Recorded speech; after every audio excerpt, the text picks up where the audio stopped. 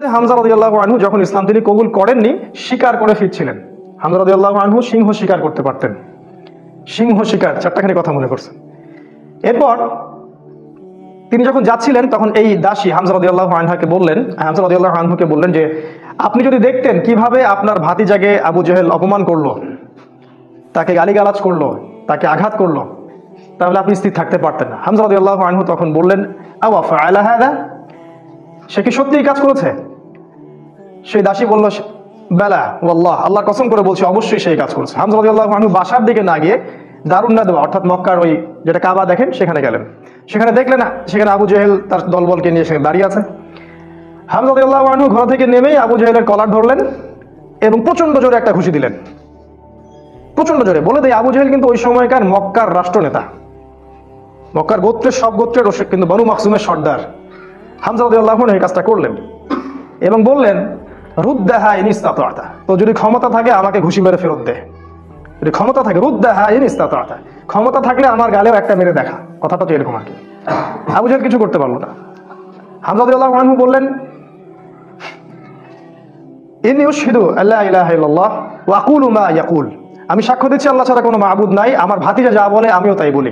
রুদ্দাহা in ইসতাতা'তা, যদি তোমার ক্ষমতা থাকে তাহলে আমাকে আঘাত করে দেখাও। আজকে থেকে আমি তার দলে, সে যা বলে আমিও তাই বলি।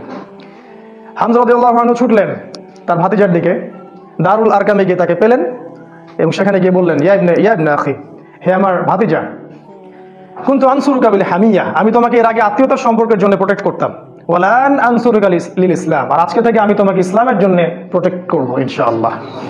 এই ঘটনায় রাসূল সাল্লাল্লাহু আলাইহি ওয়াসাল্লাম এত খুশি হয়েছিলেন, তিনি হামজা রাদিয়াল্লাহু আনহুকে একদম বুকে জড়িয়ে ধরে চুমু খাইলেন। আর যখন হামজা রাদিয়াল্লাহু আনহু উহুদের মাঠে শহীদ হন, আমাদের নবীজি অঝোর নয়নে কেঁদেছেন। তার শাহাদাতের দৃশ্য যদি দেখতেন, আমরা যদি দেখতে পারতাম, তাকে বর্ষা নিক্ষেপ করে হত্যা করা হয়েছে, বর্ষাটা তার কলিজা ভেদ করে পিছন দিয়ে বের হয়ে গেছে, চোরাগুপ্তা হামলা চালিয়ে, কারণ সামনে থেকে তাকে মারার ক্ষমতা ছিল না। আজকেও ইসলামকে সামনে থেকে শেষ করা এত সহজ না, এই জন্য পিছন থেকে সবসময় চক্রান্ত করতে থাকে এরা, কিভাবে কোথায় কি লাগায় দেওয়া যাবে, কিভাবে কি করা যাবে। আর তার কলিজাটা হিন্দা ছিঁড়ে দাঁত দিয়ে কামড়ানোর চেষ্টা করেছিল। এই হচ্ছে আমাদের শেকড়ের পূর্বপুরুষরা। তাই এই ঘটনাটা উমর রাদিয়াল্লাহু আনহু দেখেছিলেন ওই দিন, এই ঘটনাটা উমর রাদিয়াল্লাহু আনহু দেখলেন এবং বাসায় গিয়ে তিনি চিন্তা করতে থাকলেন যে সব ফাসাদের মূল মনে হয় মুহাম্মদ, এই ব্যক্তিটার কারণেই আরবের মধ্যে বিভক্তি সৃষ্টি হচ্ছে, ফিতনা ফাসাদ সৃষ্টি হচ্ছে। তাহলে আমার করণীয় কি? আমিও তো একটা গোত্রের নেতা, তিনি আদি গোত্রের নেতা ছিলেন, তো তিনি খোলা তরবারি হাতে চললেন, এবার তিনি নবীজিকে হত্যা করবেন। ওই যে ঘটনাটা জানেন আপনারা, প্রতিমধ্যে একজনের সাথে দেখা হলো, সে বললো যে নবীজিকে হত্যা করার আগে তুমি তোমার বোন আর ভগ্নিপতির বাসায় যাও, তারা তো ইসলাম কবুল করেছে। তিনি আসলেন, এসে দরজা যখন নক করলেন, দরজার আড়াল থেকে শুনতে পারলেন ভিতরে তিলাওয়াত হচ্ছে কিছু একটা, সূরা তাহা তিলাওয়াত হচ্ছিল। তাহা মা আনজালনা আলাইকাল কুরআনা লিতাশকা ইল্লা তাযকিরাতান লিমান ইয়াখশা তানজিলাম মিম্মান খালাকাল আরদা ওয়াস সামাওয়াতিল উলা আর রহমান আলাল আরশি ইসতাওয়া। তিনি দরজা খুলে ঢুকলেন এবং জিজ্ঞাসা করলেন, মা কুনতুম তাকরাউন, তোমরা কি পড়ছিলে? বোন অস্বীকার করলো যে আমি কিছু না, তাহাদ্দাসনা বাইনানা, আমরা পরস্পরে কথা বলছিলাম। তখন তিনি বললেন যে ফালা তাকরিবা কুনতু সামিআতু ইন্নাকুমা সাবাতুমা, তিনি বললেন যে আমি শুনেছি তোমরা দুইজনে সাবা হয়ে গেছো, মানে বেদিন হয়ে গেছো, মিথ্যা বলবেন আমার কাছে। তখন তার ভগ্নিপতি বললেন, ইয়া ওমর হাল রাআইতা হাক্কান ফি গায়রি দীনি, এই কথাটা বললেন, হে ওমর তুমি কি ইসলাম ছাড়া অন্য কোনো দিনের মধ্যে হক খুঁজে পেয়েছো? তখন তিনি বুঝতে পারলেন সত্যি সত্যি ইসলাম কবুল করেছে। তিনি মারধর শুরু করলেন, এক পর্যায়ে বোনকে থাপ্পড় মারলেন, রক্তাক্ত হয়ে গেলেন এবং তার বোন তখন তার নাকের উপরেই বললেন যে শাহিদতু আল্লা ইলাহা ইল্লাল্লাহ ওয়া আন্না মুহাম্মাদান আবদুহু ওয়া রাসূলুহু ইফআল মা শি'তা, তোমার যা ইচ্ছা তুমি তাই করো, আমি সাক্ষ্য দিচ্ছি আমরা যে আল্লাহ ছাড়া কোনো ইলাহ নাই এবং মুহাম্মদ আল্লাহর রাসূল সাল্লাল্লাহু আলাইহি ওয়াসাল্লাম। ওমর রাদিয়াল্লাহু আনহু ঠান্ডা হলেন এবং যেহেতু বোনকে মারছেন, একটা ভালোবাসা তো কাজ করে, মাথা যখন ঠান্ডা হলো তিনি জিজ্ঞাসা করলেন যে তোমরা কি পড়ছিলে? তিনি বললেন, নাচিনি ইয়া উখতি, আমাকে ওই কাগজটা দাও হে আমার বোন, আমি একটু পড়ে দেখি। প্রথমে তিনি দিতে চান নাই, পরে তার ভগ্নিপতি বললেন, তার স্বামী তাকে বললেন যে ইশারা করলেন তাকে দাও, কারণ তারা জানতেন ওমর রাদিয়াল্লাহু আনহু একজন স্বচ্ছ মনের মানুষ ছিলেন, মানে হয় হকের পক্ষে নাহলে বাতিলের পক্ষে, মন একদম ফ্রেশ, ভিতরে কোনো প্যাচ নাই, মানে আমাদের মতো না কিন্তু, মানে কিছু কিছু হকে আবার কিছু কিছু বাতিলে, দেখেন না, সুবিধা খোঁজে, আজকে যদি অনুকূল থাকে তাইলে প্রতিকূল থাকলে নাই, এই টাইপের ছিলেন, একদম স্ট্রেট ফরওয়ার্ড, যে আমি হয় এদিকে আছি না এদিকে। এবার ওমর রাদিয়াল্লাহু আনহু সেই ওই চিরকুটটা পড়া শুরু করলেন, সেখানে ওই সূরা তাহা লেখা ছিল। এবং বলে রাখি ওই সময় আরবে মেবি আমি একটু ভুল হতে পারি, 16 থেকে 17 জন পড়াশোনা করতে পারতেন, 16 থেকে 17 জন লেখাপড়া করতে পারতেন, বাকিরা লেখাপড়া করতে জানতেন না। ইভেন আমাদের নবী সাল্লাল্লাহু আলাইহি ওয়াসাল্লামও লিখতে পড়তে জানতেন না, ওমর রাদিয়াল্লাহু আনহু পড়তে জানতেন। তিনি পড়লেন এবং পড়ে বুঝতে পারলেন। যখন তিনি সূরা তেলাওয়াত করতে করতে করতে করতে এই আয়াতে আসলেন, সূরা তাহার দেখবেন প্রায় এই যে 10 থেকে 20-এর মধ্যে আয়াতগুলো আছে, যে তাদেরকে অবকাশ দাও সেই দিন পর্যন্ত, জালেমদেরকে অবকাশ দাও সেই দিন পর্যন্ত যখন আল্লাহ পাক তাদের প্রত্যেককে ধরে ধরে হিসাব নেবেন। এই আয়াতগুলো যখন তিনি পড়তে লাগলেন, তখন তার হৃদয়টা গুলে, মানে আল্লাহর কালাম তো, তিনি বুঝতে পারছেন তিলাওয়াত, তিনি আর থাকতে পারলেন, স্থির থাকতে পারলেন না। তিনি একটা কথা বলেন, আমিন হাদা ফাররাত কুরাইশ, কুরাইশরা কি এটা থেকেই পালাচ্ছে? তার ইশারা করলেন যে কুরাইশরা এখান থেকেই পালাচ্ছে। তিনি চোখ দিয়ে দরদর করে পানি পড়তে লাগলেন। তিনি বললেন, খুজুনি ইলা রাসূলিল্লাহি ওয়া আসহাবিহি, আমাকে আল্লাহর রাসূল এবং তার সাহাবীদের কাছে নিয়ে চলো। আযহাবু ইলাইহি ওয়া আসলিমু, আমি তার কাছে যাবো এবং ইসলাম কবুল করব। তিনি চললেন দারুল আরকামের দিকে। সেখানে ছিলেন হামজা রাদিয়াল্লাহু আনহু, ওই যে কিছুদিন আগে ইসলাম কবুল করছেন। হামজা রাদিয়াল্লাহু আনহু একজনকে পাঠালেন, দরজায় দেখো কে নক করছে। সে গিয়ে দেখলো, সাহাবীর নাম সম্ভবত খাব্বাব রাদিয়াল্লাহু আনহু। তিনি দেখলেন ফুটা দিয়ে যে ওমর ইবনুল খাত্তাব দরজার বাইরে তরোয়াল হাতে আছে। তিনি ভয় পেয়ে গেলেন, ভিতরে এসে বললেন, কদ জা ইবনুল খাত্তাব বিসাইফ, ইবনুল খাত্তাব তরবারি হাতে এসেছে। তখন ওমর, সবাই ভয় পেয়ে গেলেন, আবু বকর সিদ্দিক সহ, যে এবার না জানি কি হয়, কিয়ামত হয়ে যাবে এখানে, কারণ তার প্রচন্ড রাগ ছিল। তিনি যে কত বড় যোদ্ধা ছিলেন সেটা বদরের মাঠে গেলে বুঝতে পারবেন, বদরের মাঠে আমরা যখন যাবো ইনশাআল্লাহ। তো হামজা রাদিয়াল্লাহু আনহু বললেন, মা লাকুম কদ উজিত্তুম, তোমাদের কি হয়েছে, তোমরা ভয় পাচ্ছ কেন? ইফতাহু লাহুল বাব, তার জন্য দরজাটা খুলে দাও। লাউ ইউরিদ বিহি খায়রান ইয়াসলিম, সে যদি উত্তম কিছুর জন্য আসে ইসলাম কবুল করবে।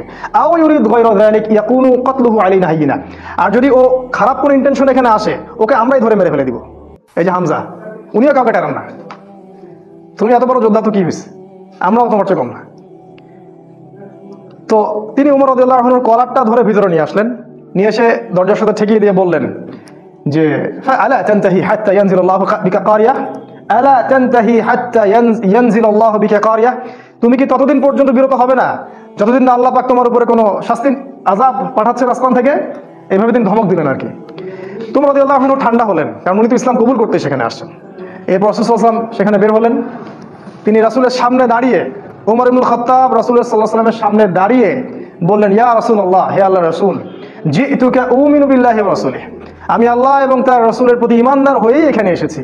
ওয়া বিমা জিতা বিহি মিন ইনদিল্লাহ, এবং আপনি আল্লাহর পক্ষ থেকে যে কিতাব নিয়ে আসছেন তার প্রতি ঈমানদার হয়েই আমি এখানে আসছি।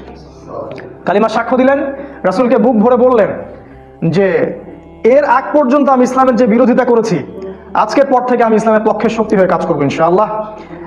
আর তোমরা ইসলাম আমার আগে কবুল করে যত নেকি কামাই করেছো, আজকে থেকে ইনশাআল্লাহ আমি তোমাদেরকে টক্কর দিব ইনশাআল্লাহ।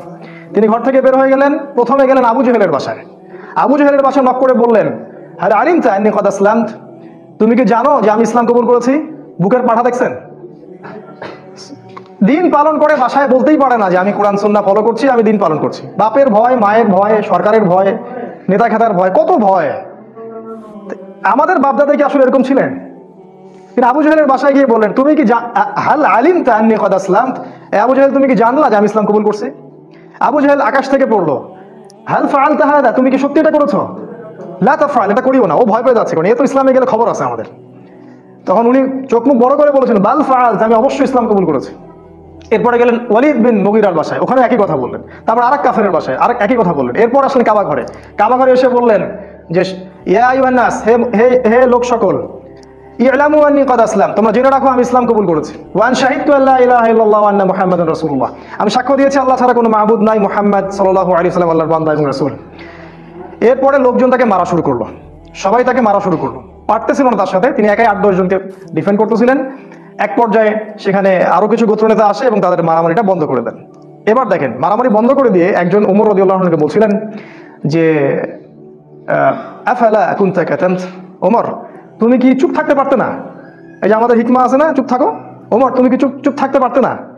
ওমর ইবনুল খাত্তাব বলছেন, ওয়াল্লাহি লা আকতুমুল হাক্কা ওয়া হুয়া আলামু, যখন আমি সত্য জেনেছি, আল্লাহর কসম করে বলছি আমি সত্যকে গোপন রাখবো না। লা উফাররিকান্নাল হাক্কা মিনাল বাতিল কামা ফাররাকাল্লাহু বাইনাল লাইলি ওয়ান নাহার, আমি সত্যকে মিথ্যা থেকে আলাদা করে দিব, ঠিক যেমন করে আল্লাহ রাত থেকে দিনকে আলাদা করে দেন। সুবহানাল্লাহ। এই ঘটনার পরে তার নাম হয়েছে আল ফারুক, পার্থক্যকারী। যেমন করে মিরাজের ঘটনার পর আবু বকর সিদ্দিকের নাম হয়েছে কি? সিদ্দিক। প্রত্যেকটা বিষয়ে একটা ঘটনা আছে, পড়তে হবে, এগুলো জানতে হবে। আপনি ওই রাজ্যে বিচরণ করবেন তখন ইনশাআল্লাহ। এবার ইসলাম শক্তিশালী, কারণ বড় বড় দুজন নেতা আমাদের পক্ষে, মনে করেন পুতিন আমাদের পক্ষে, মনে করেন ওই আরো বড় বড় কিছু নেতা আমাদের পক্ষে। এখন ইসলাম শক্তিশালী, তাদের কাছে ক্ষমতা আছে, লোকজন জলবল আছে, অর্থ সম্পদ আছে।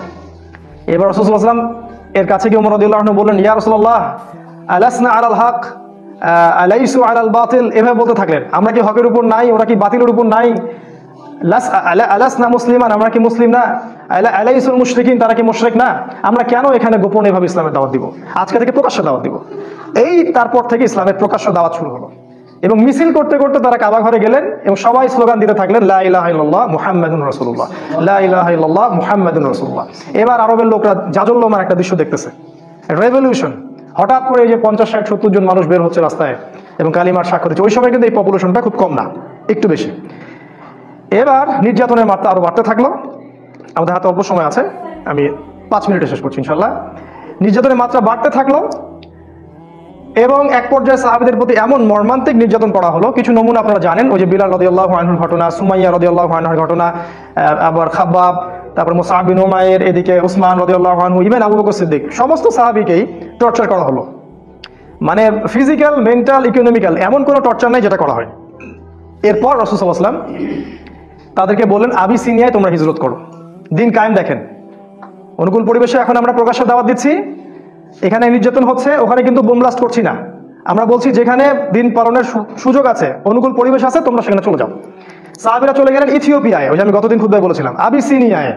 ওখানে একজন বাদশা ছিলেন, সেই বাদশার নাম নাজাশী। সে ছিল একজন খ্রিস্টান নাসারা, একজন খ্রিস্টান আমাদেরকে আশ্রয় দিল। সব খ্রিস্টান এক না, সব খ্রিস্টান এই পশ্চিমা সভ্যতার মতো ওই ছেলে ছেলে বিয়েকে জায়েজ বলে না। এরা গডলেস পিপল, এই পৃথিবীর সবচেয়ে বড় জালেম এবং ফেরাউন এরা, এবং আবু জাহেলও বটে। এই বাদশা নাজাশী আমাদেরকে আশ্রয় দিলেন, আমরা রেফিউজি ছিলাম সেখানে, ওরা আমাদেরকে আশ্রয় দিল এবং আমরা সেখানে শান্তিপূর্ণ একটা পরিবেশে দিন পালন করতে থাকলাম। প্রথমে একবার হিজরত হলো, তারপর আরো একটা দল হিজরত করলো এবং কাফেররা বসে থাকেনি, তারাও সেখানে কূটনৈতিক তৎপরতা চালালো। আমর ইবনে আসকে সেখানে পাঠানো হয় এবং সেখানে মোনাজারা, বাহাস হয়। সেই বাহাসে জাফর রাদিয়াল্লাহু আনহু ওই বাদশার সামনে দাঁড়িয়ে সূরা মারিয়াম তেলাওয়াত করেছিলেন, আর ওই বাদশা কিন্তু ছিল নাসারা বা খ্রিস্টান। সূরা মারিয়ামের তেলাওয়াত শুনে সেই বাদশার চোখ দিয়ে ঝরঝর করে পানি পড়তে থাকলো।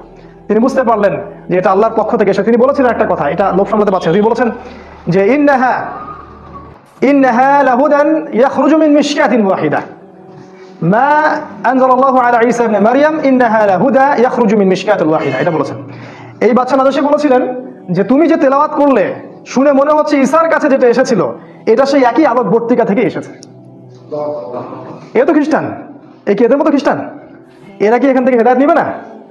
সেই বাদশা নাজাশী মুসলিমদেরকে আশ্রয় দিলেন, সেখানে আমরা থাকলাম। এক পর্যায়ে এদিকে নির্যাতন আরো বাড়তে থাকলো। রাসূল সাল্লাল্লাহু আলাইহি ওয়াসাল্লাম এবং সাহাবীদেরকে 3 বছর বয়কট করা হলো। 3 বছর তারা ওই যে পাহাড়ের পাদদেশে, ওটাকে বলা হয় শিয়ারে আবু তলেব, সেখানে 3 বছর গাছের ছাল পাতা খেয়ে দেখেছে। সামান্য ভাই কষ্ট করে একটা সেমিনারে আসতে পারেন না, দিন কায়েমের স্বপ্ন দেখেন, সামান্য 10টা টাকা খরচ করতে পারেন না, মাসে জ্ঞানও দিতে পারতেছেন না, সামান্য একটু সিরা পড়বেন সেটা পড়তে পারেন না, দিনের জন্য সামান্য একটু এফোর্ট দিবেন, জানমাল ব্যয় করবেন, কোন মুখ দিয়ে সাহাবীদের নাম উচ্চারণ করেন? 3 বছর শুধু গাছের ছাল পাতা খেয়ে থেকেছে। ওই সময় অনেক ত্রাণ আসতো, হামজা রাদিয়াল্লাহু আনহু ত্রাণ ফেরত দিতেন। ত্রাণের দরকার নাই, আল্লাহ রিজিক দিবেন। কি ঈমান, কি জজবা! আমাদের বাপদাদা সবাই, আমাদের শেখর, আমাদের গায়ে তাদেরই রক্ত আছে, কিন্তু কোনো না কোনো ভাবে উপমহাদেশ ইসলাম তারা প্রচার করেছেন। যাই হোক, এবার এই বয়কটটা যখন উঠে যায় তখন রাসূল সাল্লাল্লাহু আলাইহি ওয়াসাল্লাম তায়েফে হিজরত করলেন। সেখানকার ঘটনা আপনারা জানেন। সেখান থেকে তাকে মারধর করে বের করে দেওয়া হয়। তিনি আবার মক্কায় চলে আসেন। এবার মক্কায় তিনি যখন স্টে করলেন, নবুয়তের 10, 11 আর 12 এই 3টা বছর, শেষ করছি আমি, 10, 11, 12 এই 3টা বছরে মদিনা ইয়াসরিব থেকে প্রথমে 6 জন, তারপরে 12 জন, তারপরে 73 জন, পরপর 3 বছরে 3টা গ্রুপ আসলো। প্রথমে 6 জন, তার নেতৃত্বে ছিলেন আসাদ বিন জুরারা, তারপরের বছর 12 জন, তারপরের বছর 73 জন, আর 2 জন নারী, মোট 75 জন। এই 75 জন এসে রাসূলের কাছে বায়াত করলেন। বায়াত করে রাসূলকে বললেন যে আপনি মদিনায় হিজরত করেন। এবার রাসূল সাল্লাল্লাহু আলাইহি ওয়াসাল্লাম সাহাবীদেরকে নিয়ে মদিনায় হিজরত করলেন। আর মদিনায় হিজরত করার পরে সেখানে ইসলামিক স্টেট বা খিলাফা স্টেট কায়েম হলো। তারপরে দিন কিভাবে কায়েম হলো সেটা আমরা ইনশাআল্লাহ সালাতের পর শিখবো ইনশাআল্লাহ। জাযাকুম। আসসালামু আলাইকুম রহমতুল্লাহ। বিসমিল্লাহি আউয়ালাহু ওয়া আখিরাহু আলহামদুলিল্লাহ। প্রশংসা সেই আল্লাহ পাকের জন্য যিনি আমাদেরকে মাগরিবের সালাতের পর আবারও বসার তৌফিক দান করেছেন। সবাই বলি আলহামদুলিল্লাহ। হৃদয়ের অন্তঃস্থল থেকে দরুদ পাঠ করি আমাদের প্রিয় নবী মুহাম্মদ রাসূলুল্লাহ সাল্লাল্লাহু আলাইহি ওয়াসাল্লামের প্রতি। আল্লাহুম্মা সাল্লি আলা মুহাম্মদ আল্লাহুম্মা বারিক আলা মুহাম্মদ। মাগরিবের সালাতের আগ পর্যন্ত আমরা যতটুকু আলোচনা করেছিলাম মদিনায় হিজরত পর্যন্ত। হিজরতের যে মূল ঘটনাটা, সেই ঘটনাটা হচ্ছে যে ইয়াসরিব বা মদিনা থেকে প্রথমে 6 জন যুবক মক্কায় আসেন হজের মৌসুমে। হজ কিন্তু তখনও ছিল, মানে এই হজ সিস্টেম না, বিকৃত হজের সিস্টেম। কারণ তারা দাবি করতো যে আমরা ইব্রাহিম আলাইহিস সালামের রিলিজিয়ন ফলো করি। মক্কার কুরাইশরা এটা দাবি করতো আমরা ইব্রাহিমই দিন ফলো করি, এই জন্য তারা হজও কিন্তু করতো। এখনো দেখবেন, এখনো যারা মুশরিক আকীদা লালন করে তারাও কিন্তু বছর বছর হজ উমরা ঠিকই করে। তো এটা নতুন কিছু না। তো এই হজের মৌসুমে ইয়াসরিব থেকে প্রথমে 6 জন যুবক এই মক্কায় আসে হজ করতে, যারা আগে শুনেছিল যে শেষ জামানায় একজন নবী আসবেন। এই যে শেষ জামানা সম্পর্কে সচেতনতা, এটা নতুন কিছু না, এটা সবাই করেছে আগে যুগে যুগে। ইহুদিরা খুঁজে খুঁজে বেড়াতো যে কবে নবী বের হবে, আমরা কবে তার কাছে বায়াত নিব। যখন দেখলো নবী ইসমাইল আলাইহিস সালামের বংশ থেকে আসছে, তখন তারা আর সেখান থেকে বায়াত নিল না, উদ্ধত অহংকার করলো। অথচ আমরা কিন্তু ওদের কাবা বাইতুল মাকদাসকে কেন্দ্র করে দীর্ঘদিন নামাজ পড়েছি। এটা বোঝানোর জন্য যে একই সোর্স থেকে সব নবী এসেছেন। যাই হোক, এই 6 জন যুবকের নেতৃত্ব দিয়েছিলেন আসাদ বিন জুরারাহ রাদিয়াল্লাহু আনহু, একজন সাহাবী। তিনি রাসূলুল্লাহ সাল্লাল্লাহু আলাইহি ওয়াসাল্লামের সাথে দেখা করলেন 6 জন সাহাবীকে সাথে নিয়ে। আমাদের নবীজি সাল্লাল্লাহু আলাইহি ওয়াসাল্লাম কোরআন পাঠ করে শোনালেন, তাদেরকে ইসলামের দাওয়াত দিলেন এবং এই 6 জন ইসলাম কবুল করলেন আলহামদুলিল্লাহ। এই প্রথম মদিনা থেকে কেউ এসে ইসলাম কবুল করলো। এর আগ পর্যন্ত দেখলেন দীর্ঘ 10 বছর কত চড়াই উতরাই আমাদেরকে পার হতে হলো। এদিকে কাফেরদের নির্যাতন কিন্তু ব্যাপক হচ্ছিল। বয়কট করেছে 3 বছর, তার পরের বছর খাদিজা রাদিয়াল্লাহু আনহা মারা যান, একই বছর চাচা আবু তালেবও মারা যান, মাত্র 3 দিনের ব্যবধানে সম্ভবত। এবং এতে করে নির্যাতন আরো বেড়ে যায়, ওখানে থাকা আমাদের জন্য কষ্টকর হয়ে যায়। তখন নবীজি চাচ্ছিলেন হিজরত করার জন্যই, আল্লাহ পাকের আদেশের অপেক্ষা করছিলেন। এই জন্য প্রথমে তিনি আবিসিনিয়ায় পাঠিয়েছেন সাহাবীদেরকে, তারপর নিজে গিয়েছেন তায়েফে। আপনারা জানেন তায়েফ থেকে তাকে রক্তাক্ত হয়ে ফিরে আসতে হয়। তায়েফবাসী ইসলাম কবুল করেনি। সেখানে 3 জন ভাই ছিল, আব্দে ইয়ালাইল, আব্দে মাসউদ আর হাবিব বিন আমর। এরা নবীজিকে পাথর নিক্ষেপ করে মাথা ফাটিয়ে দিয়েছিল। ছোট ছোট ছেলেপেলেদেরকে লেলিয়ে দিয়েছিল, যারা নবীজিকে রক্তাক্ত করেছিল। আমাদের নবীজি তাদের জন্য বদদোয়া করেননি, বরং দোয়া করেছিলেন যে আমি আশা করি আল্লাহ পাক এর পরবর্তী জেনারেশন থেকে এমন কাউকে বের করবেন যারা আল্লাহর একত্ববাদে বিশ্বাস করবেন। একটা তথ্য দিয়ে রাখি আপনাদেরকে, আবু হুরায়রা রাদিয়াল্লাহু আনহু কিন্তু ওই তায়েফবাসীরই সন্তান। যদি নবীজি ওই দিন বদদোয়া করতেন, তাহলে আমরা আজকে আবু হুরায়রা রাদিয়াল্লাহু আনহুকে পেতাম না। তার কাছে কিন্তু আসমান, এই যে আপনার পাহাড় পর্বতের ফেরেশতাকে পাঠানো হয়েছিল। পাহাড় পর্বতের ফেরেশতা থাকে, এই কথা আমাদের গডলেস ওয়ার্ল্ড বিশ্বাস করবে না, এডুকেশন সিস্টেম সেকুলার কনসেপ্ট আর বিশ্বাস করবে না। তো আমরা ওদেরকে বলি তোমরা গেট লস্ট, তোমরা হিন্দু হবে। পাহাড় পর্বতের ফেরেশতা যখন এসেছিলেন, বলেছিলেন আল্লাহ পাক আপনার সাথে তায়েফবাসী যা করেছে আল্লাহ পাক দেখেছেন, আপনি যদি চান 2 পাহাড়কে পিষে একদম তায়েফকে শেষ করে দিব। নবীজি বললেন আমি চাই, আল্লাহ পাক ওদেরকে হেদায়েত দান করুন। তো যাই হোক, এরপরে নবীজি হিজরতের অপেক্ষা করছিলেন। এই সময় ঘটনাটা ঘটে, 6 জন ইয়াসরিবের যুবক আসেন, তারা ইসলাম কবুল করেন। তারপর তাদেরকে আবার নবীজি পাঠিয়ে দেন, মদিনায় পাঠিয়ে দেন, বলেন তোমরা ওখানে দাওয়াতি কাজ করতে থাকো। পরের বছর, মানে নবুয়তের এটা ছিল 10ম 11তম বর্ষে, তারা আরো 6 জনকে সাথে নিয়ে আসে। দেখেন দিন কায়েম কেমন করে হচ্ছে। প্রথমে গোপন দাওয়াত, তারপরে প্রকাশ্য দাওয়াত, তারপরে একদম যখন আমাদের জনবল বেশি হয়ে গেল, মানে বড় বড় নেতা খেতা মানুষ টাইপের সবাই আমাদের দলে চলে আসলো, তখন আমরা আরো মানে কি বলবো ফ্রিকোয়েন্সির সাথে দাওয়াত দিয়ে শুরু করলাম। এবং যত ফ্রিকোয়েন্ট দাওয়াত হবে তত নির্যাতন বেশি হবে, এটাই সুন্নাহ। এটা হতে থাকলো। এক পর্যায়ে হিজরত করলাম, বয়কট করলো, সোশ্যাল বয়কট, অর্থনৈতিক বয়কট, সবকিছু করলো। তারপরে আমরা হিজরতের জন্য অপেক্ষা করছিলাম। এই 12 জন, এই পরের বছর আরো 6 জন, 6 যোগ 6 মোট 12 জনকে তারা নিয়ে আসলেন। এই 12 জনের সাথে নবী সাল্লাল্লাহু আলাইহি ওয়াসাল্লাম একজন সাহাবীকে মদিনায় পাঠালেন। বিখ্যাত সেই সাহাবী, তার নাম হচ্ছে মুসআব বিন উমাইর রাদিয়াল্লাহু তাআলা আনহু। তিনি প্রচন্ড রকম ধনীর দুলাল ছিলেন, ইসলামের জন্য সব ছেড়ে দিয়েছিলেন। যখন উহুদের মাঠে তাকে শহীদ করা হয়, তখন তাকে কবর দেওয়ার মতো একটা জামা পর্যন্ত পাওয়া যায়নি, তাকে ঘাস দিয়ে ঢেকে কবর দেওয়া হয়েছে। আমরা যারা দায়ী, তারা কি মুসআব বিন উমাইর? বাংলাদেশে লক্ষ লক্ষ এই যে সিজনে বক্তব্য হবে, এরা কি সবাই মুসআব বিন উমাইর? আলাদা জিনিস। এই দায়ী ইসলামের ইতিহাসের প্রথম দায়ী। কুইজ আসবে আপনাদের অনেক সময়, জিজ্ঞাসা করে অনেকে, দেখবেন ইসলামের ইতিহাসের প্রথম দায়ীকে, এই মুসআব বিন উমাইর রাদিয়াল্লাহু আনহু। তাকে নবীজি পাঠালেন এই 12 জনের সাথে মদিনায়। এবার তিনি গিয়ে মদিনার ঘরে ঘরে দাওয়াত দিতে থাকলেন। আর মদিনায় ছিল আওস এবং খাজরাজ, 2টা গোত্র আপনারা জানেন। মদিনায় ছিল আওস এবং খাজরাজ, এর পাশাপাশি কিছু ইহুদি ছিল, বনু নাজির, বনু কুরাইজা, আর কি একটা কি জানি, বনু কাইনুকা, মাশাআল্লাহ জাযাকাল্লাহ। এই 3টা গোত্র ছিল ওই মদিনায়। আর কিছু কিছু মুশরিকও ছিল। এই মুশরিকটা পরে মুনাফিক হয়ে যায় আর কি, আব্দুল্লাহ বিন উবাইয়ের অনুসারী। তো তিনি ঘরে ঘরে দাওয়াত দিতে থাকলেন এবং মাশাআল্লাহ আল্লাহ পাক দাওয়াত কবুল করলেন। এবং আস্তে আস্তে আস্তে আস্তে প্রায় 70-75 জন মানুষ ইসলাম কবুল করলেন মাশাআল্লাহ। প্রত্যেকেই এই মুসআব বিন উমাইর রাদিয়াল্লাহু আনহুর মাধ্যমে ইসলামের হেদায়েতটা পেলেন। চিন্তা করেন তাকে আল্লাহ পাক কিয়ামতের মাঠে কি নেকিটা দিবেন ইনশাআল্লাহ। এবার ওখানে হিজরত করার পটভূমি রচিত হলো, মানে এমন কোনো জায়গায় যাওয়া যাবে না দিনের ব্যাপারটা নিয়ে হিজরত করে যেখানে আমাদের লোকাল সাপোর্ট নাই। প্রতিটা জায়গায় আপনি একটা দলিল পাবেন। একটু ঠান্ডা মাথায় চিন্তা করেন, দেখেন নবী কিভাবে দিন কায়েম করেছেন। ওখানে লোকাল সাপোর্ট পেলাম, আওস এবং খাজরাজ তারা ইসলাম কবুল করলো। এবার নবুয়তের 13তম বর্ষে এই 75 জন, 73 জন পুরুষ আর 2 জন নারী। জিজ্ঞাসা করি ভাইয়া 2 জন নারীর একজনের নাম বলো, হয়তো বলতে পারবেন না, জানা উচিত ছিল। ক্যাটরিনা কাইফকে তো সবাই চিনে, তাই না? সাকিবের স্ত্রীর নাম জানে, নুসাইবা, একজনের নাম হচ্ছে নুসাইবা রাদিয়াল্লাহু আনহা, তিনিও উহুদের মাঠে যুদ্ধ করেছেন বীর বিক্রমে। আরেকজনের নাম আসমা, তিনিও মাশাআল্লাহ একজন বলিষ্ঠ সাহাবী ছিলেন। ইনি আবু বকর সিদ্দিকের মেয়ে না, আরেকজন। তো এই 2 জন নারী আর 73 জন পুরুষ রাসূলের কাছে আসলেন নবুয়তের 13তম বর্ষে। এবার এই বায়াত হচ্ছে। বায়াত তো বোঝেন, আমাদের এই মানে দল সংগঠন বা পীর মুরিদের বায়াত না, এটা বায়াত দুটা ক্ষেত্রে হয়, এক নবীর হাতে অথবা ইসলামী রাষ্ট্রপ্রধানের হাতে। এই 2টা সেক্টরে বায়াত হয়েছে ইসলাম, অন্য কোনো সেক্টরে বায়াত হয়নি। At the same time Abu Bakr Siddiq বায়াত নিচ্ছেন, অন্য সাহাবীরাও বায়াত নিচ্ছেন, এমন কোনো ঘটনা নাই। ইসলামী স্টেটের খলিফা যিনি হবেন তার হাতে আপনি বায়াত নেবেন, জনগণ মৌখিক স্বীকৃতি দিবে। আর নবীর হাতে সবাই হাতে হাত রেখে বায়াত নিতেন, মহিলারা বাদ দিয়ে। বায়াত কিসের উপর হলো? 6টা বিষয়ের উপরে। বিষয়গুলো একটু বলি। 1 নাম্বার, তারা আল্লাহ নবীর হাতে বায়াত করলেন, হাতে হাত রেখে, যে আমরা আপনার কথা শুনবো এবং মানব। যারা অ্যাসোসিয়েশন করতে চান, ফাউন্ডেশন করেন বা দিন কায়েম করতে চান, ছোট স্কেলে হোক আর বড় স্কেলে হোক, যেই নেতা হোক না কেন, সে হাফসি গোলামও হোক না কেন, সে যদি কোরআন এবং সুন্নাহ অনুযায়ী আপনাদেরকে পরিচালিত করে, তার কথা আপনাকে শুনতে হবে, মানতে হবে। প্রথম বায়াতের এটা সেক্টর ছিল। আমরা হাতে হাত রেখে বায়াত করতে বলিনি, শিক্ষাটার কথা বলছি। না হলে কোনো অ্যাসোসিয়েশন, কোনো সংগঠন, কোনো ফাউন্ডেশন বা কোনো দাওয়াতি কাফেলা টিকবে না, অসম্ভব। শ্রবণ আনুগত্য নাই, সামি'না আতা'না নাই, টিকবে না। 2 নাম্বার, তারা বায়াত করেছিলেন যে আমরা সুখে অথবা দুঃখে, সচ্ছল অসচ্ছল উভয় অবস্থায় আল্লাহর পথে দান করব, ব্যয় করব। চিন্তা করেন। 3 নাম্বার বলেছে আমরা সৎ কাজের আদেশ করব। 4 নাম্বার, অসৎ কাজে নিষেধ করব। 5 নাম্বার, সত্য প্রচারে নিন্দুকের নিন্দার পরোয়া করব না। চিন্তা করতে পারেন কি বিষয়ের বায়াত হচ্ছে। সত্য প্রচারে কারো নিন্দার পরোয়া আমরা করব না। 6, আমরা আপনাকে হে নবী এমনভাবে প্রোটেক্ট করব, মানে হেফাজত করব মদিনায় ইনশাআল্লাহ, যেভাবে আমরা আমাদের স্ত্রী সন্তানদেরকে হেফাজত করি। এই 6টা বিষয়ের উপর তারা হাতে হাত রেখে বায়াত করলেন এবং তারা জিজ্ঞাসা করলেন যে ইয়া রাসূলুল্লাহ, এগুলো করলে আমরা কি পাবো? রাসূল সাল্লাল্লাহু আলাইহি ওয়াসাল্লাম বলেন আল জান্নাহ, তোমরা জান্নাত পাবে। এবার নাজিল হলো সূরা তাওবার 111 নম্বর আয়াত, ওই যে নিশ্চয়ই আল্লাহ মুমিনদের জান মাল ক্রয় করেছেন এই জান্নাতের বিনিময়ে। এই হলো আয়াতের পটভূমি। ইন্নাল্লাহা আশতারা মিনাল মুমিনিনা আনফুসাহুম ওয়া আমওয়ালাহুম বিআন্না লাহুমুল জান্নাহ।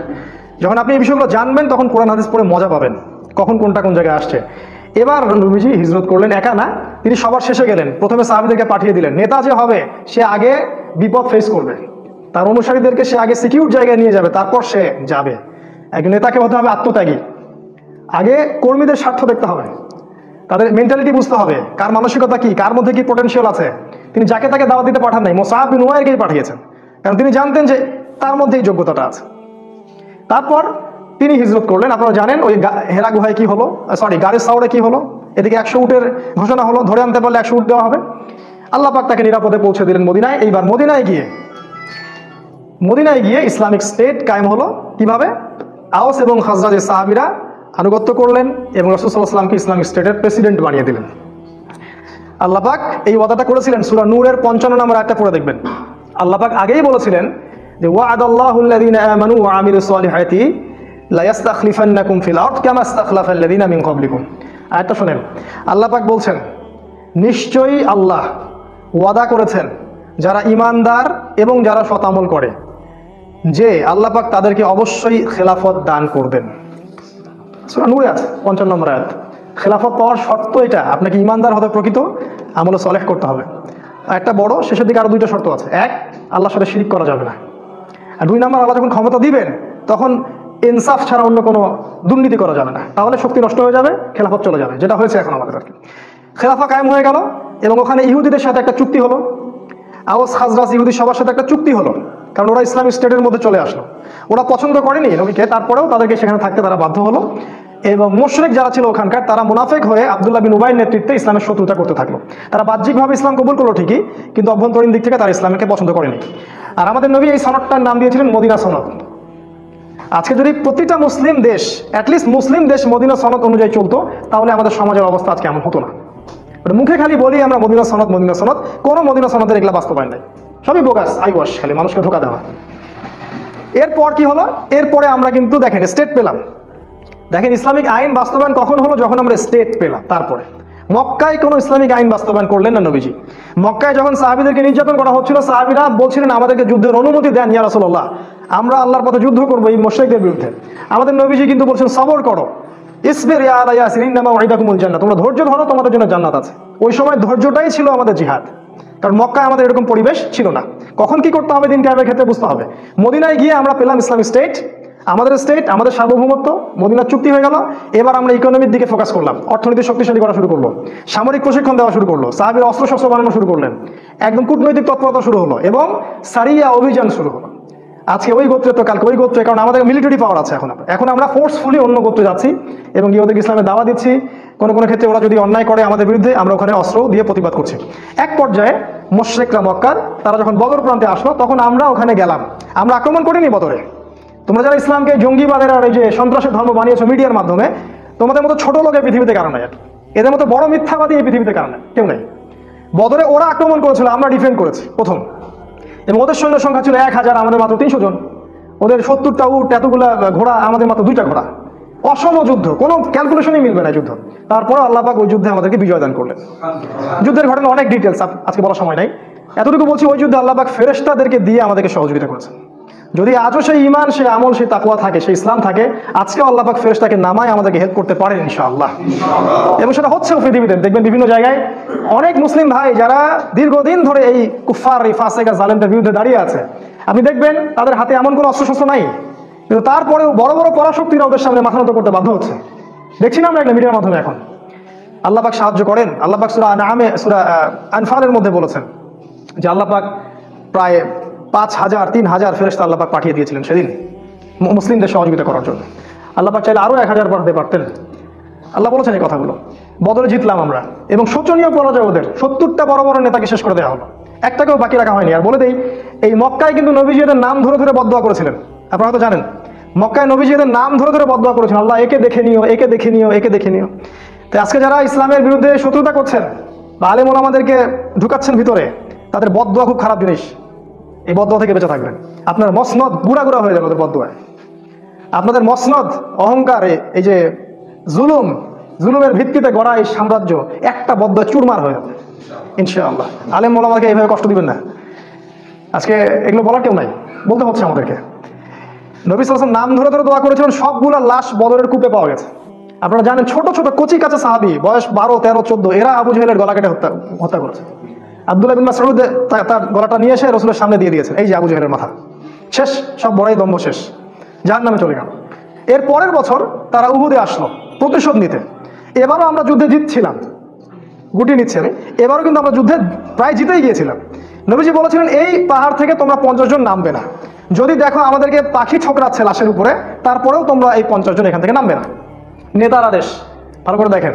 আমি বারবার বলছি, আপনার নেতা যেই হোক না কেন, সে যদি কোরআন সুন্নাহর অনুকূলে আদেশ করে, আপনি আল্লাহর ওয়াস্তে সেটা মানতে বাধ্য। কেন? না হলে ইসলামের ক্ষতি হয়ে যাবে, দ্বীনের ক্ষতি হয়ে যাবে। ওই 50 জন দেখলেন যে যুদ্ধে আমরা প্রায় জিতেই গেছি, আল গানিমা বলে তারা ওখানে দৌড়ানো শুরু করলেন। আর এই সুযোগের অপেক্ষা করছিলেন কে?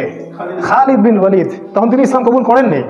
তিনি পিছন দিক থেকে ঘোড়সাওয়ার নিয়ে আসলেন এবং একেবারে কচু কাটা বলতে যা বোঝায়, একদম ছিন্ন ভিন্ন হয়ে গেল যুদ্ধের ময়দান। সমস্ত সাহাবী বিচ্ছিন্ন হয়ে পড়লেন। ইভেন আমাদের নবী সাল্লাল্লাহু আলাইহি ওয়াসাল্লামও একা হয়ে পড়লেন। তার পাশে মাত্র 7 জন কি 9 জন সাহাবী বাকি ছিলেন। আমাদের নবীজি বললেন, কে আছো এদের থেকে আমাকে প্রোটেক্ট করবে? একটা একটা করে সাহাবী বলছিলেন আমি আমি আমি, এবং জীবন দিচ্ছিলেন। তালহা রাদিয়াল্লাহু আনহু তিনি বলেছেন যে আমার এই বুকের মধ্যে তীর এসে লাগছিল এবং আমার ওই সময় ঘুম পাচ্ছিল। সুবহানাল্লাহ। এবং সাকিনা আল্লাহ পাক দিয়েছিলেন। তিনি এক হাতে তরবারি নিয়ে লড়াই করছিলেন। তার গায়ে পরে দেখা যাচ্ছে 70টা অস্ত্র চোটের দাগ আছে, 70টার মতো। এই তালহা রাদিয়াল্লাহু আনহা, তাকে বলা হয় জীবন্ত শহীদ। তার পাশেই মাত্র 7 থেকে 9 জন সাহাবী ছিলেন। তারা প্রত্যেকে জীবন উৎসর্গ করে নবীজিকে প্রোটেক্ট করলেন। আমাদের নবীজি আহত হলেন, তার দাঁত ভেঙে গেল। এইখানে এই ডান চোয়ালের ভিতরে কড়াট আছে না, লৌহ বর্মের কড়া, এটা ঢুকে চলে গেছে ভিতরে।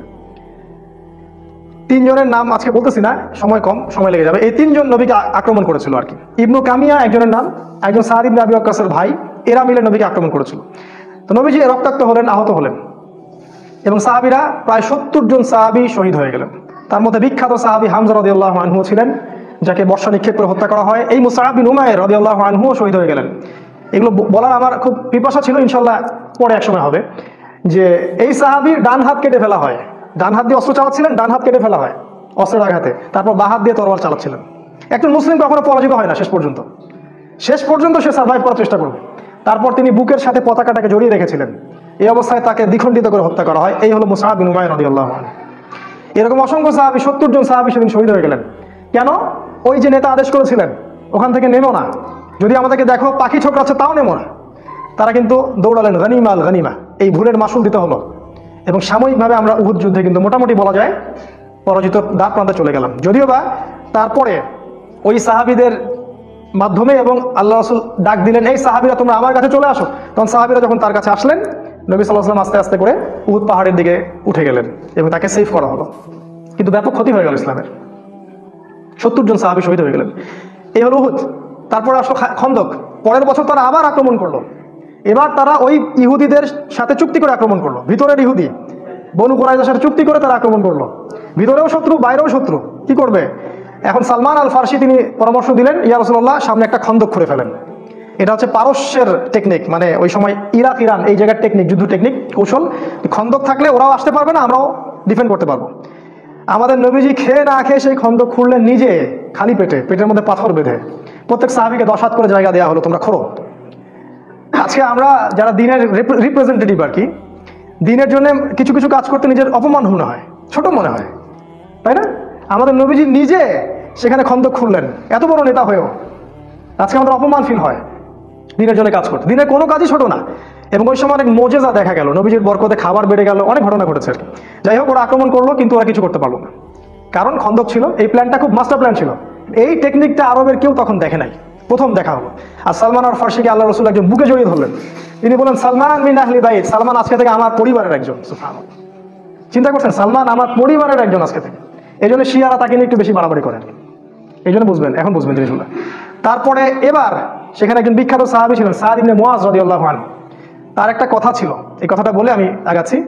তিনি বলেছিলেন, ইয়া রাসূলুল্লাহ, আপনি যুদ্ধ করেন, আমরা মুসাকে তার কম যা বলেছিল আমরা কখনো আপনাকে সেটা বলবো না। আপনি যদি আমাদেরকে নিয়ে সমুদ্রে ঝাঁপাতে চান, আমরা আপনার সাথে সমুদ্রেও লাফ দিতে প্রস্তুত আছি। পাবেন এরকম অনুসারী, এখন এরকম মুসলিমরা পাবেন? এই সাদ বিন মুআয রাদিয়াল্লাহু আনহুকে এই খন্দকের যুদ্ধে শহীদ করা হয় এবং তিনি দোয়া করেছিলেন, আল্লাহ, মুশরিকদের সাথে যদি কোনো যুদ্ধ বাকি থাকে আমাকে জীবিত রেখো।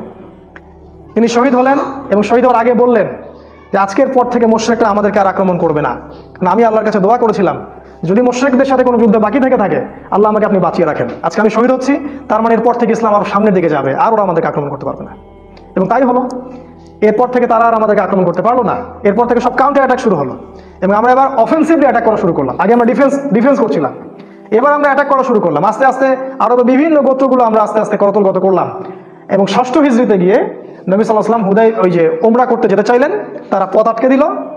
এবং ওখানে খালিদ বিন ওয়ালিদ অন্যান্য সাহাবী, ওই সময় তারা মানে কুফার ছিলেন, তারা পথ আটকে দিল। সেখানে চুক্তি হলো, হুদাইবিয়া চুক্তি, 10 বছর আমরা লড়াই করবো না, আমাদের কেউ আপনাদের ওখানে গেলে আপনারা ফিরিয়ে দিবেন, আপনাদের কেউ আসলে আমরা ফিরিয়ে দিব না, ইত্যাদি। সবগুলাতে নবীজি বললেন, ঠিক আছে, তোমরা যা বলবো তাই। কারণ নবীজি জানতেন কোনো মুসলিম মুরতাদ হয়ে তোমাদের দলে যাবে না, যদি আসে তাহলে তোমাদের থেকে আমাদের এখানে আসবে। এবং তিনি চাচ্ছিলেন, দেখেন মাস্টার প্ল্যানটা ছিল এই নবীজির মাস্টার প্ল্যান। দিন কায়েম মানে আপনাকে মাস্টার প্ল্যান করতে হবে, একদম বড় প্ল্যান, ছক কষে আপনাকে প্ল্যান মাফিক যেতে হবে। সেটা হলো নবীজি চাচ্ছিলেন আগে বড় শক্তিটার সাথে আমরা চুক্তিবদ্ধ হই, তারপরে আমি ছোট ছোট সবগুলোকে দেখে নিব। কারণ ছোট ছোট কারা? মদিনার মুনাফিক, ওই বনু কুরাইজা, বনু কাইনুকা, বনু নাজির, এদেরকে দেখতে হবে, কারণ এরা আমাদের খুব ক্ষতি করছে। ইহুদি হচ্ছে একটা সবচেয়ে বি ক্লাস একটা জাত আর কি। এবার নবীজি যখন মুশরিকদের সাথে 10 বছর চুক্তি হয়ে গেল, তিনি নিশ্চিত হয়ে গেলেন এরা আর আমাদেরকে এখন আক্রমণ করবে না, চুক্তিবদ্ধ আছি আমরা। এবার তিনি খায়বার অ্যাটাক করলেন, কাউকে না জানিয়ে। ইভেন তার স্ত্রীকেও তিনি বুঝতে দিলেন না যে কালকে সকালে আমি আক্রমণ করতে যাচ্ছি। দেখেন কি মাস্টার প্ল্যান। এবং খায়বারের পতাকা দিলেন তিনি আলী রাদিয়াল্লাহু আনহু হাতে, এবং তিনি বললেন যে কালকে আমি এমন একজনের হাতে পতাকা দিব যাকে আল্লাহ ভালোবাসেন, তার রাসূলও ভালোবাসে। সুবহানাল্লাহ। সবাই আশা করছিলেন যে আমি হব সেই সাহাবী, কিন্তু সকালবেলা তিনি খুঁজলেন আলী কোথায়, ওই ছোট্ট আলী যার কথা বললাম প্রথমে, বড় হয়ে গেছে এখন। উনি ইসলামের এমন কোনো যুদ্ধ নাই যেখানে রাসূলের পাশে ছিলেন না, বদরেও উহুদে সব জায়গায়। আমাদের বাচ্চাদেরকে আলীর মতো তৈরি করতে হবে রাদিয়াল্লাহু আনহু। তো তাকে পতাকা দেওয়া হলো এবং বলা হলো যে তোমার দ্বারা যদি একটা ব্যক্তিও হেদায়েত পায় তাহলে সেটা হবে লাল উট কোরবানি করার চেয়ে বেশি নেকির কাজ। এখানে একটা ঘটনা ঘটে, আলী রাদিয়াল্লাহু আনহু যেটা দুর্গ জয় হচ্ছিল না, সেই দুর্গে একজন সেনাপতি ছিল, তার নাম হচ্ছে মারহাব। এই মারহাব এত বড় যোদ্ধা ছিল যে একাই সে 10-20 জনের সাথে লড়তে পারত।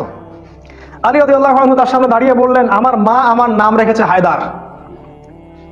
এবার দ্বন্দ্বযুদ্ধ শুরু হলো, ও প্রচন্ড আক্রমণ করলো।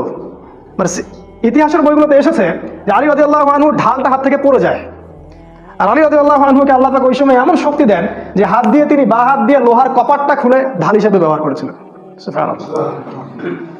এবং তার একটা কোপ এই মারহাবের মাথা থেকে শুরু করে একদম পা পর্যন্ত বডিটা পুরো দ্বিখণ্ডিত হয়ে গেল এবং তরবালটা মাটিতে গেঁথে গেল। এইভাবে মারহাবকে নিহত হতে হয় এবং আলী রাদিয়াল্লাহু আনহুর মাধ্যমে এই দুর্গটা জয় হয়, নামুস দুর্গ। পরে দেখবেন এবার খায়বার বিজয় হয়ে গেল। খায়বার বিজয়ের পর প্রচুর সম্পত্তি পেলাম আমরা, গনিমতের মাল, এবং মুসলিমদের মধ্যে যারা দরিদ্র ছিল সবার ইকোনমিক অবস্থা ভালো হয়ে গেল। আল্লাহর পথে জিহাদ করবেন না, কখনো অর্থনৈতিক স্বাবলম্বিতা আসবে না। শুধু ওই ধার ঋণ আর ওই ইয়ে করে আমাদের চললে হয়তো হবে না। যেদিন থেকে এই উম্মাহ জিহাদ ছেড়ে দিয়েছে ওই দিন থেকে আমরা আজকে দাস হয়ে গেছি। এক সময় যারা আমাদেরকে ট্যাক্স দিত, জিজিয়া দিত, আমাদের শেল্টারে বড় হতো, এরাই আজকে আমাদেরকে ঋণ দেয়, লোন দেয়, ওদের লোনে আমরা রাষ্ট্র চালাই। আর সব দেয় চড়া সুদে। মানে সুদ খাওয়াবে আপনাকে এই কারণে যাতে আপনার দোয়া কবুল না হয়। আমি আজকে একটা হাদিস পড়েছি, 1 মিনিট, আমি এটা আগে কখনো পড়িনি। সেটা হচ্ছে সুদখোরদেরকে আমি শুধু সতর্ক করার জন্য বলছি, যারা রিবার সাথে সম্পৃক্ত থাকবে এবং বিনা তওবায় মারা যাবে, আল্লাহ পাক তাদেরকে যে শাস্তিটা দিবেন কিয়ামতের মাঠে সেটা হচ্ছে, দেখেন তাদের পেটটা ফুলে থাকবে উঁচু, এবং ফেরাউনের যে অনুসারীরা ছিল, ফেরাউনের অনুসারীরা, এই তথ্যটা আমি আগে পাইনি, ফেরাউনের অনুসারীরা জাহান্নামে এই সুদখোরদেরকে মারিয়ে মারিয়ে মারিয়ে জাহান্নামে যাবে। ফেরাউনের অনুসারীদের পায়ের তলে এদেরকে পিষ্ট করে জাহান্নামে দেওয়া হবে। কত বড় মানে অপমানজনক শাস্তি! কারণ কি? কারণ এই রিবার মাধ্যমে পুরো বিশ্বে একটা ফেরাউনি অর্থনৈতিক দাসত্ব সৃষ্টি করা হয়েছে। একই জিনিস ফেরাউন যা করেছে রিবার মাধ্যমে এটা তাই করা হয়েছে। তো এবার সচ্ছলতা চলে আসলো। তারপরে দেখেন এবার নবী সাল্লাল্লাহু আলাইহি ওয়াসাল্লাম পররাষ্ট্রনীতি শুরু করলেন। রোমের সম্রাটকে দাওয়াত দিচ্ছেন, ওইদিকে হিরাক্লিয়াসকে দাওয়াত দিচ্ছেন, মিশরে দাওয়াত দিচ্ছেন। আস্তে আস্তে এটা এক্সপ্যান্ড করলো। আগে ছিল শুধু মদিনায়, এখন চলে গেল পুরো বিশ্বব্যাপী। কিভাবে দিন কায়েম হচ্ছে দেখেন, লেভেলগুলো দেখেন। এবার দলে দলে মানুষ ইসলামের দিকে আসতে থাকলো, দলে দলে মানুষ। এর মধ্যে কিছু বিচ্ছিন্ন ঘটনা ঘটেছে, যেমন বীরে মাউনার ঘটনা, তারপরে আপনার ওই যে 70 জন সাহাবীকে ট্র্যাপে ফেলে হত্যা করা হয় সেটার ঘটনা। অনেক ঘটনা ঘটেছে যেখানে অনেক সাহাবীকে কিন্তু ওই কাফের মুশরিকরা অনেক ট্র্যাপ সৃষ্টি করে মেরে ফেলেছে। ওই যে খুবাইব রাদিয়াল্লাহু আনহু, তাকে শুলে চড়িয়ে হত্যা করা হয়েছে, অনেক সাহাবীকে মেরে ফেলা হয়েছে, কিন্তু তারপরেও ইসলাম থেমেছিল না। মানুষ দলে দলে ইসলাম কবুল করতে থাকলো এবং রাসূল সাল্লাল্লাহু আলাইহি ওয়াসাল্লাম এবার মক্কা অভিমুখে অভিযান দেওয়ার মনস্থ করলেন। তিনি একটা ওসিলা খুঁজছিলেন, আল্লাহ পাক সেই ওসিলা দিয়ে দিলেন। কারণ মদিনার শেল্টারে একটা গোত্র ছিল আর মক্কার শেল্টারে একটা গোত্র ছিল। কোনো না কোনোভাবে এই দুই গোত্রের একটা দ্বন্দ্ব হয়ে যায় এবং ওই মুশরিকদের আন্ডারে যে ছিল তারা মুসলিমদের একজন মানে যেটাকে বলে জিম্মি, তাকে হত্যা করে এবং তারা চুক্তি লঙ্ঘন করে। এবার নবী সাল্লাল্লাহু আলাইহি ওয়াসাল্লাম সুযোগ পেয়ে গেলেন, প্রায় লক্ষাধিক সৈন্য বলা হয় সাহাবী নিয়ে তিনি মক্কা অভিমুখে রওনা হলেন এবং কাউকে না জানিয়ে উল্টো দিক দিয়ে, যাতে ওরা বুঝতে না পারে আমি মক্কা যাচ্ছি। ট্যাকটিক কত স্মার্ট তিনি দেখেন, মুশরিকদের সাথে চুক্তি করে খায়বার অ্যাটাক করলেন। কারণ বড় শত্রু আমাকে এখন কিছু করতে পারবে না, এখন আগে একে দেখে নেই, তারপরে আমি একে দেখে নিব। আমাদের মতো ওইখানে মসজিদে আসো যাও এই কনসেপ্টে তিনি বিশ্বাসী ছিলেন না। প্ল্যান করে আগাতেন যে এরপরে কি তারপরে কি, তিনি কখনো ক্লান্ত হতেন না। এগুলো শুননা, স্ট্র্যাটেজিক শুননা। তারপর মক্কা যখন অ্যাটাক করা হয় তখন মক্কার মুশরিকরা বুঝে ফেললো আর আমাদের গত্যন্তর নাই। এবার আবু সুফিয়ান পর্যন্ত এসে কি করলো জানেন তো? আবু সুফিয়ান পর্যন্ত এসে নতজানু হয়ে ইসলাম কবুল করলো। কিন্তু প্রথমে কবুল করতে চায়নি, পরে কিন্তু কবুল করলো নতজানু হয়ে। এবং রাসূল সাল্লাল্লাহু আলাইহি ওয়াসাল্লাম বিনা যুদ্ধে পুরো মক্কাটাকে জয় করলেন। আমাদের নবী রাহমাতুল্লিল আলামিন মক্কার প্রতিটা মানুষকে মাফ করে দিলেন। তবে তিনি এক শ্রেণীর মানুষকে মাফ করেন নাই। কাবার গেলাফ ধরা অবস্থায় তাকে হত্যা করা হয়েছে। তারা কারা? যারা নবীজিকে গালি দিয়ে কবিতা লিখে কষ্ট দিয়েছিল, তাদেরকে তিনি মাফ করেননি। আর আজকে আমরা বাক স্বাধীনতার নামে আমাদের প্রিয় নবী মুহাম্মদ সাল্লাল্লাহু আলাইহি ওয়াসাল্লামের শানে, তার সম্মানে, তার ইজ্জতে আঘাত করি আর দাবি করি যে আমরা বড় মুসলিম কান্ট্রি, 90% মুসলিমের দেশ। সুবহানাল্লাহ, আল্লাহ পাকের কাছে দোয়া করি আল্লাহ পাক এদের মসনদকে গুড়িয়ে দেন, ধ্বংস করে দেন। যাদের নবীকে গালি দেওয়ার পর যাদের হৃদয়ে আঘাত লাগে না, যাদের কষ্ট হয় না, নিজের বাবাকে গালি দিলে কষ্ট লাগে, নবীকে গালি দিলে কষ্ট লাগে না, তাদের জন্য বদদোয়া ছাড়া আমাদের ভিতর থেকে দোয়া আসে না। কিছু করার নাই, মাফ করবেন, দোয়া আমাদের ভিতর থেকে আসে না, কারণ নবীর প্রতি আপনি রেসপেক্ট দেখাতে পারেননি। আমাদের নবী সবাইকে মাফ করে দিলেন, আনতুমুত্তুলাকা, তোমরা সবাই আজকে ক্ষমাপ্রাপ্ত, তোমাদেরকে মাফ করে দিলাম। কিন্তু কাবার গেলাফ ধরা অবস্থাতেও তিনি ওই রাসূলকে গালি দানকারী ওই ব্যক্তিকে হত্যা করলেন, গলা কেটে ফেললেন, তাকে মাফ করলেন না। এবার ইসলাম দেখেন মক্কা, শুধু মদিনায় না, পুরো মক্কা জাজিরাতুল আরবে প্রতিষ্ঠা হয়ে গেল। এরপর তিনি তায়েফে আক্রমণ করলেন, ওই যে তায়েফ যারা তাকে বের করে দিয়েছিল। দেখেন আজকে ফল না পেলেও দিনের কাজের ফল আপনি আগামীতে পাবেন, এত অধৈর্য হওয়ার কিছু নাই, এত অধৈর্য হবেন না। তায়েফবাসী তাকে বের করে দিল, তিনি পরে ওই তায়েফ অ্যাটাক করলেন, সেখানে আবার ইসলামের পতাকা প্রতিষ্ঠিত হলো। এরপর তিনি হুনাইন অ্যাটাক করলেন, হুনাইন, সেখানে কিন্তু সাহাবীদের মধ্যে একটা চেতনা ছিল যে আমরা জিতবো। আল্লাহ পাক ওই যুদ্ধে কিন্তু ওদেরকে একটা শিক্ষা দিয়েছেন। সূরা তাওবায় দেখবেন সাহাবীরা বলেছিল আমরা আজকে সংখ্যা অনেক, আমাদেরকে কে হারাতে পারবে। কিন্তু ওই সময় পদস্খলন হলো এবং অল্প কিছু হুনাইনের সৈন্য কাফের, তারা কিন্তু মুসলিমদেরকে একটা ছিন্ন ভিন্ন অবস্থা করে ফেললো। এটাকে শিক্ষা কি? কখনো সংখ্যা এগুলো নিয়ে গর্ব করতে নাই। কাম মিন ফিআতিন কলিলা গালাবাত ফিআতান কাসীরা, কতই না ক্ষুদ্র দল বড় বড় দলের উপর বিজয় হয়েছে। প্রতিটা যুদ্ধে আমরা ছিলাম অল্প সংখ্যক, আমাদের শক্তি ঈমান থেকে আসবে। আরবিতে একটা প্রবাদ আছে, এটা বলি, লোভ সামলাতে পারছি না।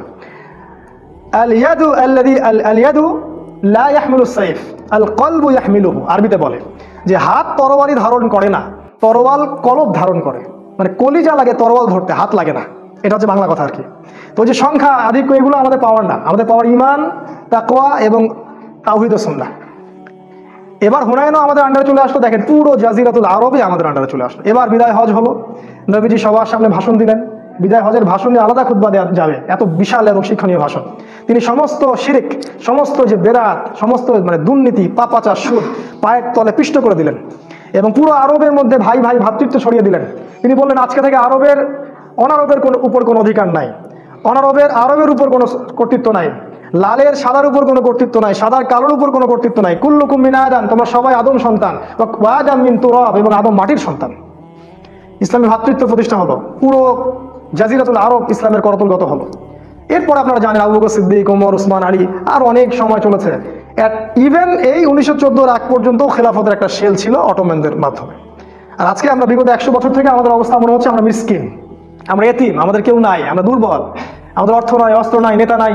না, আমরা আজকে এই আলোচনাটা এই জন্যই করলাম যাতে করে আপনারা শিকড় চিনতে পারেন।